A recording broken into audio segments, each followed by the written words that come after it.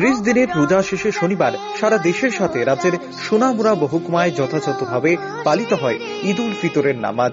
কুলবাড়ি কেন্দ্রীয় ঈদগাহ ময়দানে সকাল 7টার সময় থেকে ঈদের নামাজ আদায় করা শুরু হয়। বিশিষ্টদের মধ্যে নামাজ আদায় করেন বিধায়ক শামসুল হক সহ এলাকার বিশিষ্ট অভিভাবক সহ অনেকে। সকাল থেকে ছোটরা ঈদের আনন্দ নিতে বড়দের সাথে নতুন জামা কাপড় পরে ঈদগাহ ময়দানে উপস্থিত হয়। ঈদের নামাজ আদায় শেষে একে অপরের প্রতি শুভেচ্ছা বিনিময় করেন।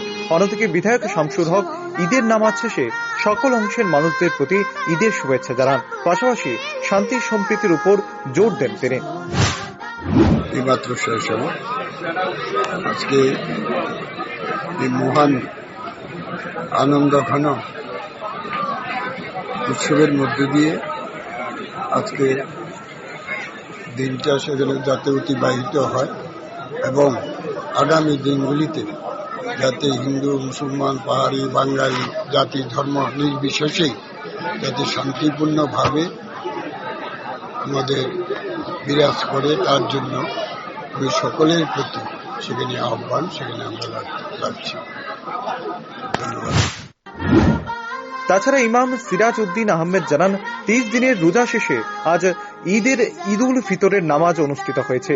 নামাজে বিশ্ব শান্তির উপর বিশেষ দোয়া করা হয়েছে।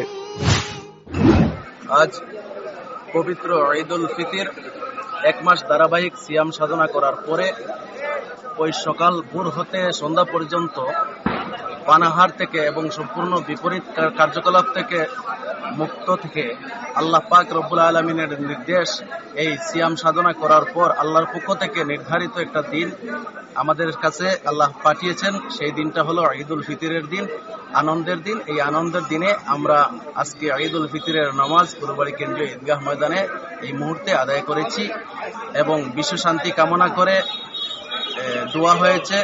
জাতি, বর্ণ, ধর্ম, বর্ণ নির্বিশেষে দেশ এবং রাজ্যের উন্নয়নের জন্য মোনাজাত কামনা করা হয়েছে এবং সবাইকে ঈদের শুভেচ্ছা, Eid Mubarak. Bureau report, rising Tripura.